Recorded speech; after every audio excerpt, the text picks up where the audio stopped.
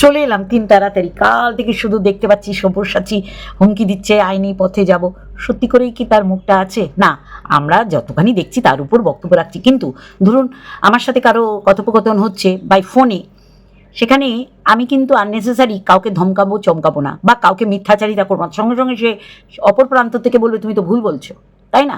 এইরকম 5 ঘন্টা আগে একটা কল রেকর্ড ফাঁস হয়েছে। হ্যাঁ, সেখানে সায়ক আর সুস্মিতার কথোপকথন আছে। অবশ্যই করে আপনারা যদি চান আমি লিঙ্কটা দিয়ে দেবো, কারণ তারা ফোরকাস্ট করেছে। এই মুহূর্তে দাঁড়িয়ে তো আমার চ্যানেলের ক্ষতি আমি করবো না। সেখানে যে কথোপকথন হয়েছে অবশ্যই তুলে ধরবো। তার আগে বলবো, একটা মেয়েকে আমরা খুব সহজেই কিন্তু আসামির কাঠগড়ায় দাঁড় করিয়ে দিই। এটা হয়েই আসছে, বিগত দিন থেকে হয়ে আসছে, আগত দিনেও হবে। তাই এই সমস্ত কিছু নিয়ে আজকে আমার ভিডিও, এবং গুরুত্বপূর্ণ। একটা মেয়ে 5বার 7বার বিয়ে করেছে, মেয়েটার চরিত্রহীন, মেয়েটা বনিবনা করতে পারেনি, কিন্তু দেখুন শ্রাবন্তীও করেছে, আবার প্রসেনজিৎও করেছে, প্রসেনজিৎ চট্টোপাধ্যায়, আমি ফিল্ম ওদের কথা বলছি। আজকে আমরা মেয়েরাই, ছেলেরা তো আছে পুরুষতান্ত্রিক সমাজ, আমি জানি না আমি কতটা আপনাদের সামনে তুলে ধরতে পারলাম।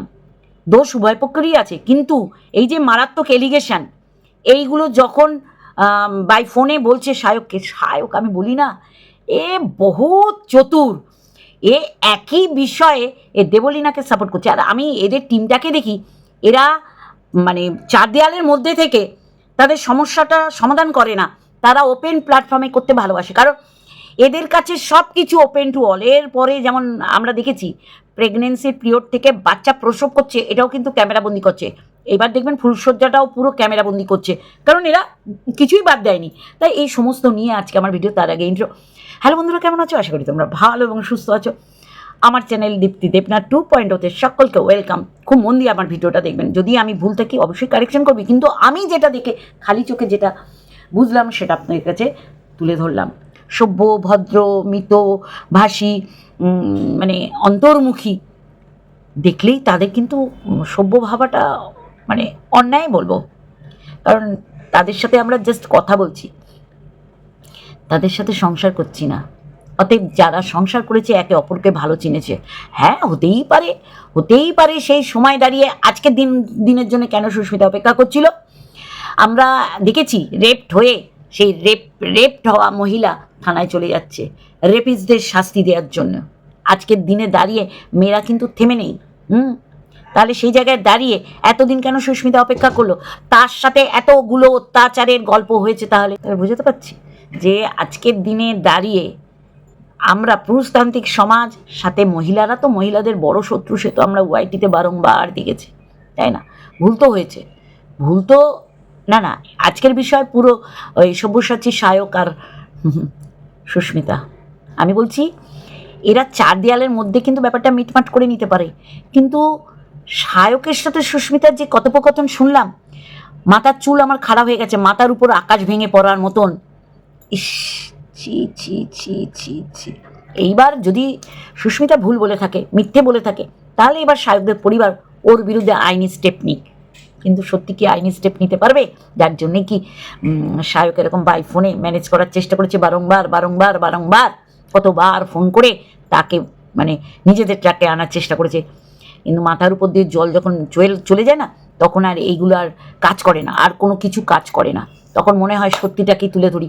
অনেক দেরি করেছে সুস্মিতা, তার বলে দেওয়া উচিত ছিল। ওই যে বললাম, রেপিস্টদের ধরানোর জন্যে রেপড হওয়া মহিলা বা মেয়েরা থানায় দৌড়ায়, আইনি ব্যবস্থা নেয় যে আমার সম্মান হানি হয়েছে, সেটা লুকিয়ে রাখলে আরও 5 জনকে সুযোগ করে দেবো তাদেরও রেপ করা। এই জন্যে মেয়েরা কিন্তু পথে নেমে এই বিষয়ে মুখ খুলেছে।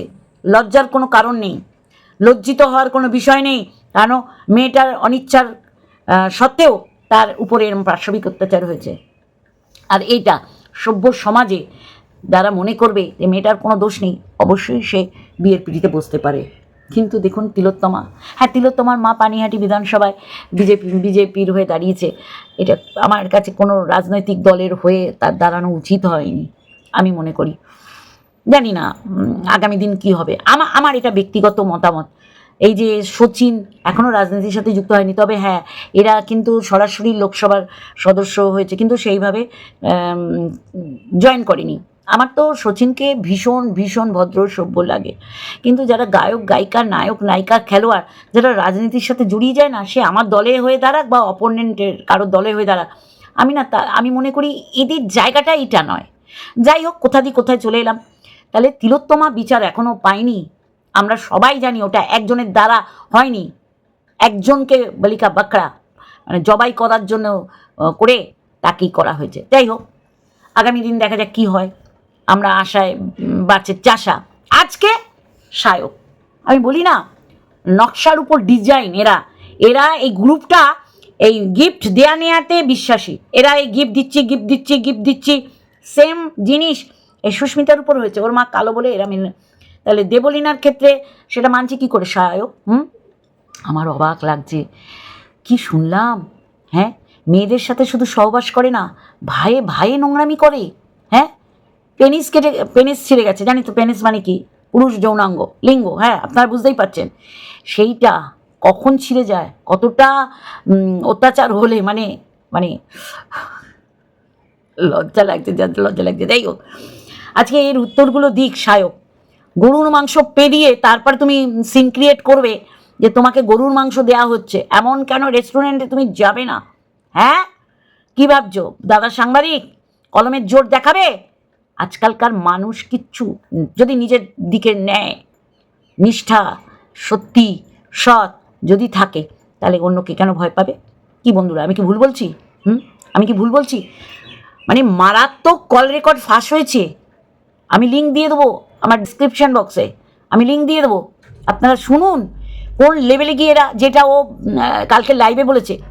কালকে লাইভের আগে সায়ন বুঝতে পেরেছে, সায়ক বুঝতে পেরেছে, বারংবার ফোন করে ওকে বারণ করেছে যে আমি তো ব্ল্যাকমেল করিনি, দাদাই করেছে। তাহলে করেছে ব্ল্যাকমেল, তাই না? কখন মানুষে এইরকম করে দেয়ালে পিঠ থেকে গেলে? 5টা 7টা বিয়ে করেছে বলেই সে দোষের ভাগিদার নয়। ছেলেরাও করে, তা বলেই ছেলেটাও দোষের ভাগিদার নয়। ইলিগালি, অনৈতিক, বেআইনি যদি করে কিছু, তখন আমরা বলার চেষ্টা করি, বলি।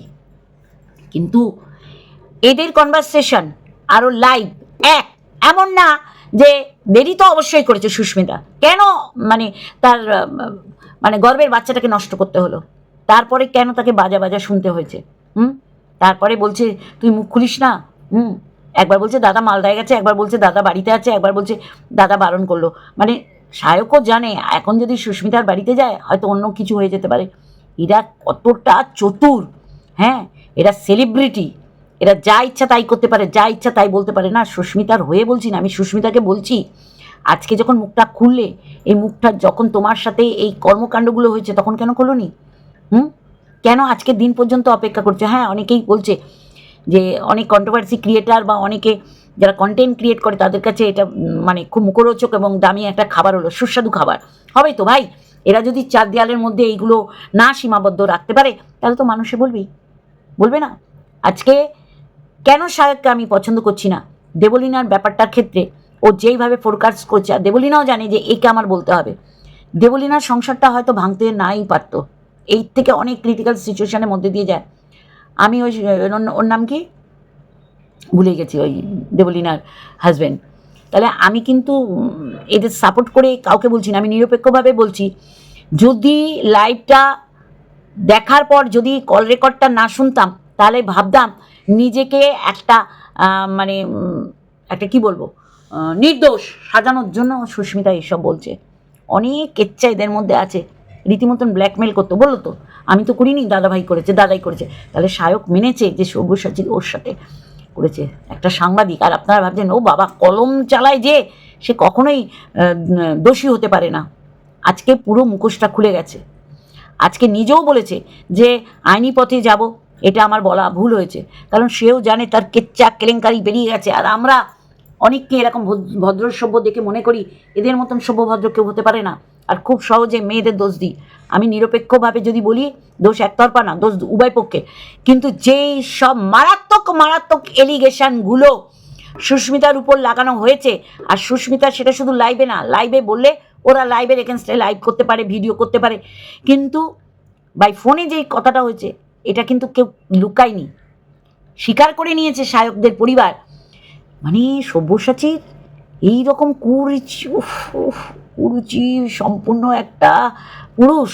দেখো, আপনারা বলবেন না দেখে কেন বলছো, আরে শুনলাম তো একদম চাক্ষুষ সাক্ষী যে এরা কোন লেভেলে গিয়ে এই নোংরামিগুলো করে। আর এরা এরা আমি তো বলছি মানে মানে মৃত্যুর আগে পর্যন্ত এরা যদি মনে করে তাদের পরিবারের চার দেয়ালের মধ্যে গোপন জিনিসগুলো ওপেন করবে, এরা করতে পারে, এরা সব পারে। দেখলেন না কি অবস্থা? সায়ক সেই সময় দেবলীনাকে সাপোর্ট করে, আর দেবলীনারও সায়ককে ফোন করতে হচ্ছে। সায়ক তখন যেইভাবে মানে ক্যামেরার সামনে নিজেকে প্রতিস্থাপন করার চেষ্টা করেছে যে কি সৎ কি নিরপেক্ষ।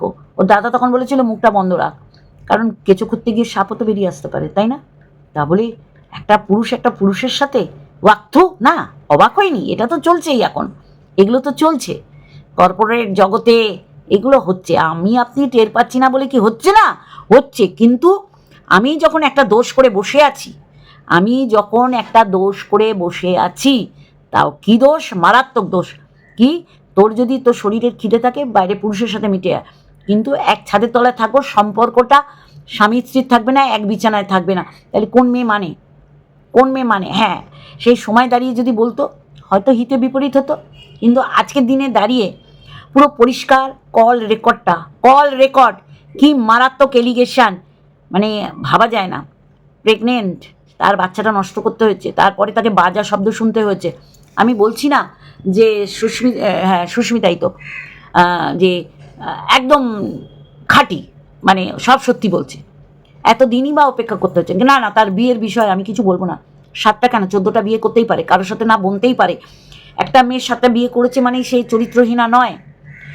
এই যে আমাদের শ্রাবন্তী মুরকির মতন জামা কাপড় চেঞ্জ করার মতন স্বামী চেঞ্জ করেছে, হতেই পারে বনিবনা নাই হতে পারে।